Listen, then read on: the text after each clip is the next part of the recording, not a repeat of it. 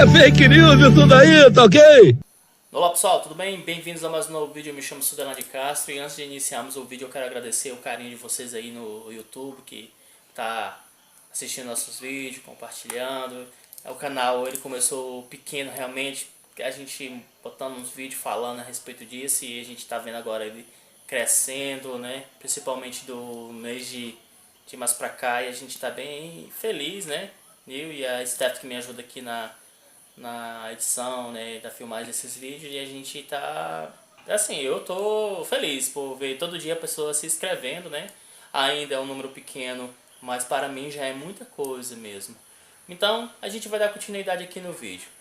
O que falar, hein? A semana começou turbulenta, né? Que situação do Brasil? Pois é aquela questão. Estratégias mal planejadas, mal aplicadas, gera isso no Brasil.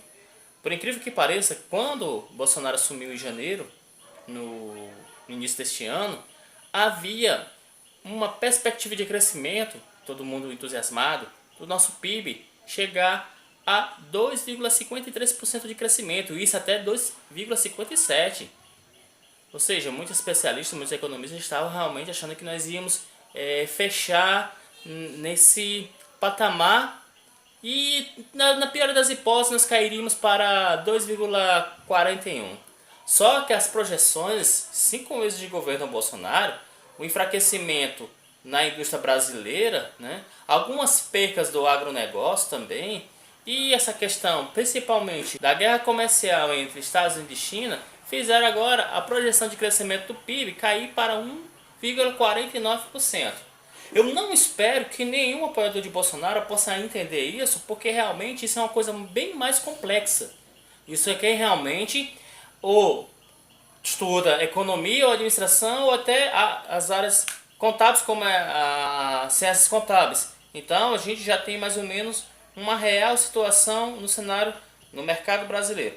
E você tem um país grande como o Brasil, não é? Com essa economia macro, com um PIB que estava projetado para 2,53 e ele cair para 1,49%, né, muito abaixo, mais de 50% daquilo que se esperava, é uma situação que nos deixa extremamente preocupados. Porque isso quer dizer que o PIB, como é um produto interno bruto, todas as riquezas somadas no nosso país, e a gente não consegue crescer por devido mais fatores internos do que externos, que externo, em compensação, os dois gigantes que mais compram no mundo e que mais vendem, Estados Unidos e China, que isso pode afetar também o crescimento de qualquer país, é tanto que a União Europeia ela está entre a cruz e a espada, porque a União Europeia ela precisa necessariamente dos dois países, mas já eu chego lá em relação a isso.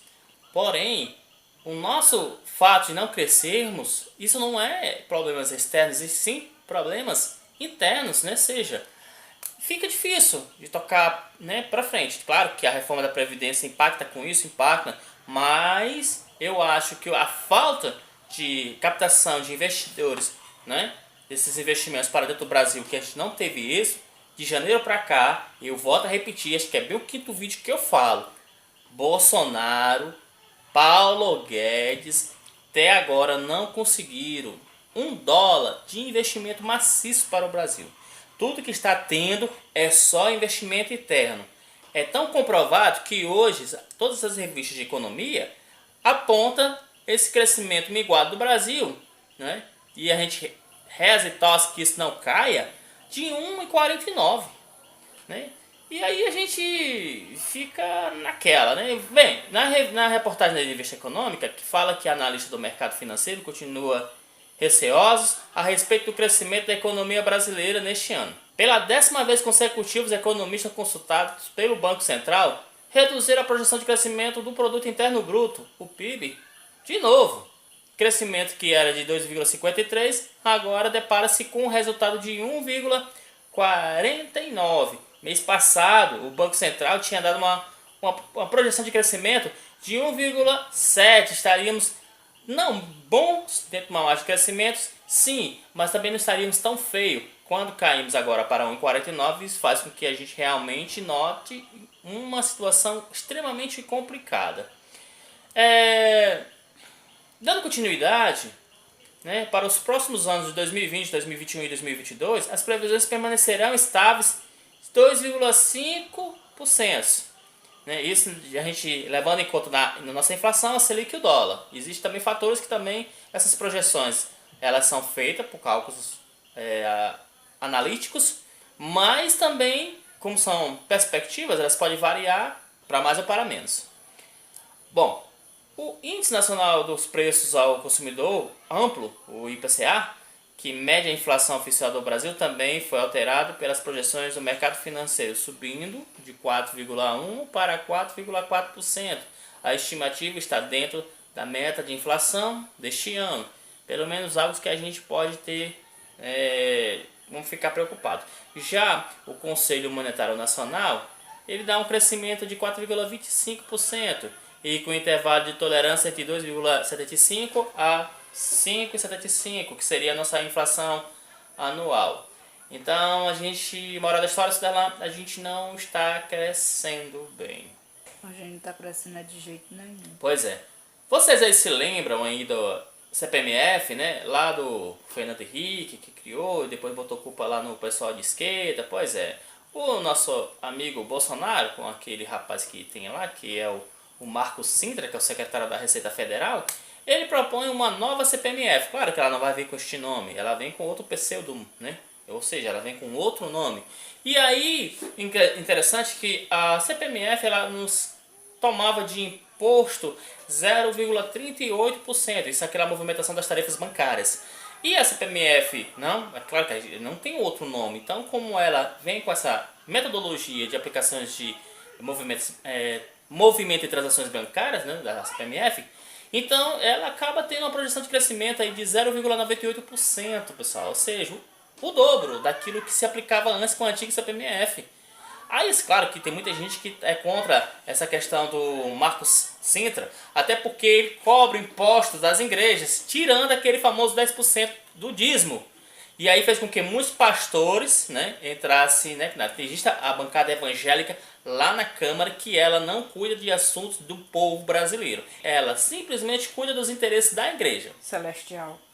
E o interesse da igreja é que a captação dos 10% seja, né, intocável. E aí se acabou irritando, foi por isso que Bolsonaro falou que não teria impostos para as igrejas, mas o Marcos Sintra ele é bem incisivo naquilo que ele quer, e ele voltou a falar da ideia de trocar a atual contribuição previdenciária sobre a folha salarial por um novo tributo que iniciaria sobre todas as operações de pagamento, as famosas tarefas bancárias, que é do antigo CPMF, então ela voltaria com outro nome.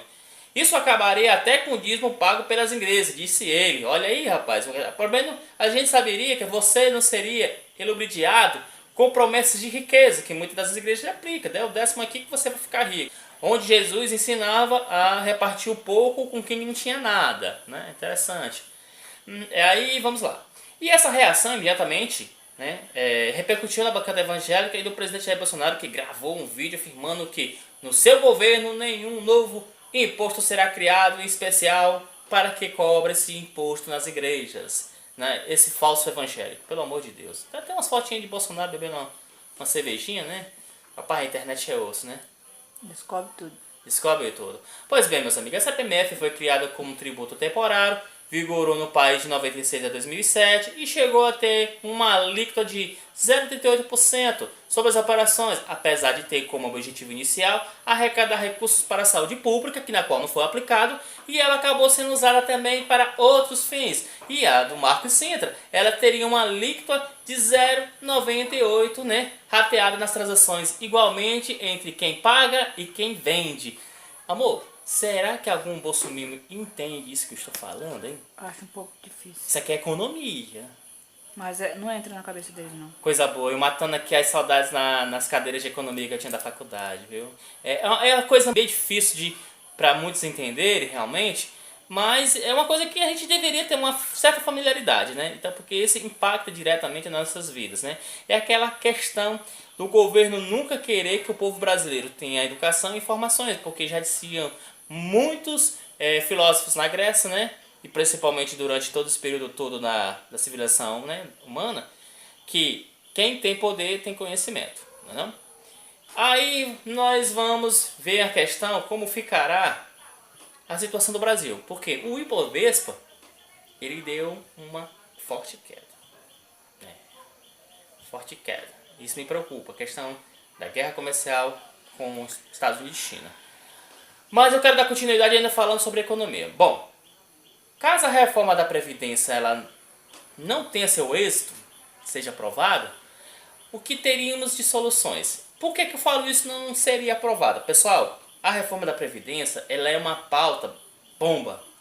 E muitos deputados só votarão nela se tiver realmente algo de troca que vale a pena.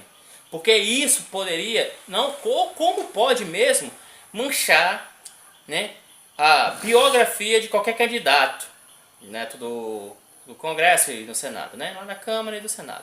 E falando nisso, estava falando com um amigo, né, a gente aqui, e eu disse que decepção foi essa do Brasil. Eu ouvi, né, pessoas dizendo que houve uma renovação dentro da Câmara e um terço aí no Congresso, tirando o Cajuru, que eu acho uma pessoa muito boa, a Tabata e algumas pessoas que estão lá na Câmara. Eu acho que nós tivemos mais um certo aproveitismo, né, de pessoas que queriam se aproveitar na circunstância na carona Bolsonaro se eleger, do que realmente uma renovação. Que congresso péssimo! Que congresso sem conteúdo, que congresso sem entender nada. É só politicagem, pessoal. Politicagem é aquele que fala sobre algo na política, e política é aquele que pratica as formas políticas que venham a beneficiar a população. Então, o que para mim eu acho que no Congresso está tendo uma politicagem desgraçada. Bom, na Folha de São Paulo, a entrevista não temos alternativa de Bolsonaro sobre a reforma da Previdência, pessoal. Porque se isso não for aprovado, você sabe qual é a situação no Brasil? Eu vou dizer o seguinte, ó. Uma outra alternativa, isso não sendo aprovada a reforma da Previdência, né, para darmos parada desse déficit, seria imprimir moedas. Imprimir moedas. Você sabe o que é isso que acontece? Eu não sei, porque eu também não vivi nesse tempo não. Eu me lembro só da URV por real. Mas meus pais sempre diziam que você tinha uma nota de 500 mil cruzeiros, 500 mil, galera, na carteira. Sabe o que você comprava com 500 mil cruzeiros? Um quilo de açúcar. Porque a inflação nesse período estava próximo da casa dos 1000%. Então você ter 500 mil reais numa única nota e só comprar um quilo de açúcar, te contar, a inflação estava descontrolada. Então quando você imprime moedas fora demais, você puxa atrás a inflação. Entendeu? Eu acho que ontem lá no Silvio Santos, ele falou isso, aquele velho é esperto, inteligente mesmo. Ele falou isso para Bolsonaro. Mas você acredita que teve gente que quis associar certas coisas que o Silvio Santos falou, que na verdade era mais uma crítica sobre certos pontos da reforma da Previdência, que o pessoal dizendo que era o Silvio Santos apoiando? Ah, minha Nossa Senhora, falta de interpretação, viu, meu Nossa Senhora, o que é que acontece? Mas essa é uma questão para quem realmente quer entender o outro lado. Então, a impressão, né, de moedas acarretaria uma inflação que ia desvalorizar a nossa moeda e ia acabar fazendo o Brasil se tornar uma Argentina, que é o que aconteceu. Acho que, se não me engano, a moeda da Argentina é o peso. Pois é, o peso, né? Acho que é, se não me engano. Lá na Argentina está totalmente desvalorizado em frente ao dólar. Qual é uma outra solução que não é boa, Sutelã? O danado do empréstimo. E cogita-se aí do governo, caso eles não aprovar, pedir aos bancos mundiais 227 bilhões de dólares emprestados para que a gente possa dar continuidade nos gastos da máquina pública, né? Por que isso não fala gasto de máquinas públicas? Não, eu não vou dizer que são investimentos, porque Bolsonaro cortou 36,67%, se não me engano, por cento nas verbas que seriam para destinados ao ensino básico e superiores, e logo farei um vídeo a respeito disso e da manifestação que o pessoal do Rio de Janeiro fez, mas isso fica para o próximo vídeo. Então eu quero finalizar só para a parte dessa economia. Então, isso deixaria o Brasil numa situação extremamente complicada, porque faríamos mostrar ao mundo que realmente estamos quebrados. Aí o ministro da Economia, Paulo Guedes, minimizou a 10ª queda aí consecutiva do crescimento do BIP, né? E em boletim, segundo ele, as informações foram aprovadas e o país retorna o caminho de crescimento econômico sustentável a partir do próximo semestre, que é outra mentira. Pessoal, entenda. Essa reforma, ela não vai fazer o Brasil crescer do dia para a noite. São 14 milhões de desempregados. Essa reforma aprovada, no mês seguinte não tem emprego. Isso é um processo médio e longo prazo. Se não fosse a médio e longo prazo, não ia passar 10 anos para economizar 1 trilhão. O governo é tão descarado de um jeito que só esse ano, na verdade, para o ano passado para esse ano, ele isentou aí, deixamos de ganhar sobre impostos de empresas com essas isenções e perdão de dívidas fiscais aí, 357,1 bilhão. Ou seja, se nós todo ano dispensa tudo isso de imposto, que é acima da casa dos 350 bi, então só esse imposto que a gente está perdoando e dispensando, em 10 anos, nós faria aproximadamente o quê? Mais de 1 trilhão. Sem ter a necessidade de sacrificar a Previdência, ou de fazer reformas mirabolantes, como estão propostas. O benefício de prestação continuada, o BPC, não vai ser aberto, principalmente questões do Fundo Rural. Aquelas questões da aposentadoria dos agricultores rurais. Eu falo Fundo Rural porque eu escutava meu pai falar esse negócio. Mas na verdade é a contribuição na qual o governo retira para poder pagar as pessoas que são aposentadas, né, por tempo de serviço que trabalham no campo. Então fica complicado do Brasil porque não tem alternativo. Eu acho que pela primeira vez eu estou vendo Paulo Guedes perdido em ser um labirinto na qual ele achava que seria fácil ser aprovado e colocar o Brasil nos trilhos. Agora a gente deslumbra aí o Brasil indo em direção a um túnel escuro, né? E aí o que se pode fazer? Atrair investimentos externos é complicado. Bolsonaro foi para Davos, meu amor de Deus, não teve uma alma penada que se interessasse de um empresário de Davos vir para o Brasil investir, pelo amor de Deus. Então, finalizando o vídeo, a situação do Brasil fica isso, cada vez pior. E para encerrarmos o assunto aqui, a guerra comercial entre Brasil e China, balançando todos os mercados, deixando o Ibovespa em queda, negativo ainda mais, vai deixar a gente numa situação mais delicada. O que se fazer agora? É esperar a gente passar por essa tempestade e ver se uma bonança chega a nós.